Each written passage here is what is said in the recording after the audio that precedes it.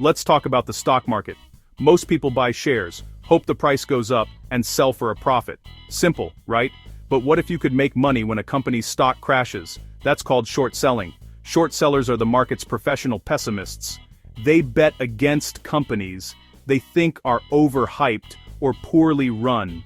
Instead of cheering for success, they profit from failure. The idea: you bet a stock will drop in value. If you're right, you cash in on the company's downfall.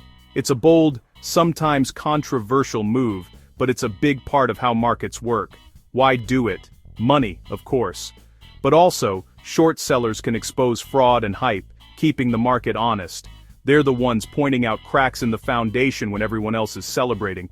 Sometimes they're heroes, sometimes villains, but they always walk a fine line. Short selling is risky, complicated, and fascinating. Let's see how it actually works. So, how does short selling work?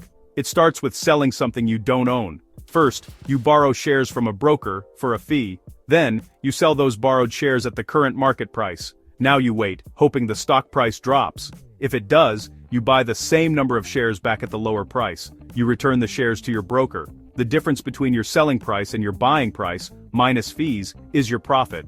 For example, borrow 100 shares at $50, sell for $5,000. Stock drops to $10, buy back for $1,000. Return the shares, keep the $4,000 difference, minus fees. You made money because the stock went down. It's like borrowing a friend's car, selling it, buying it back cheap after a recall, and returning it.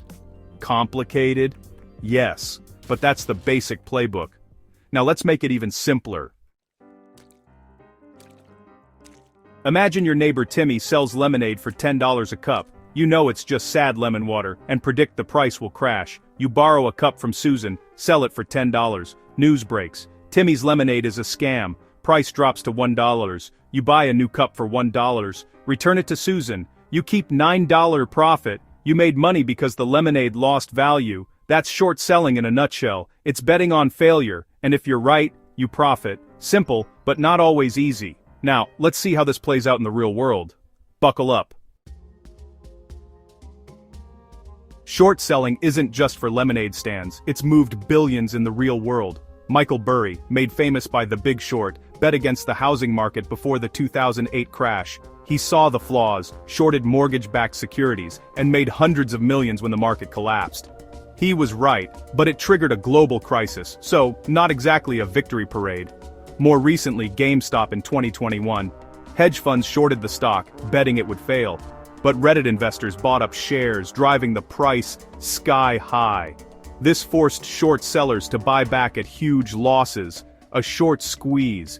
Billions were lost, and chaos reigned. These stories show short selling can bring glory or disaster. It's high risk, high reward, and sometimes high drama.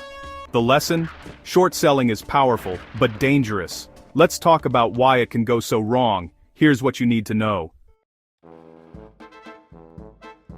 Tempted to short everything you dislike? Hold on. The risks are massive, potentially unlimited. If you buy a stock, the most you can lose is what you paid, but if you short a stock, your losses can be infinite if the price keeps rising. That's what happened with GameStop. Short sellers lost billions as the price soared.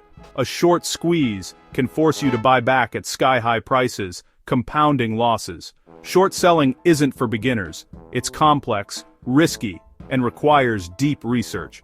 For most people, it's like defusing a bomb with kitchen tongs. You might get lucky, but you could lose big. So, be careful. Short selling can make you rich or ruin you. Know the risks before you bet against the crowd.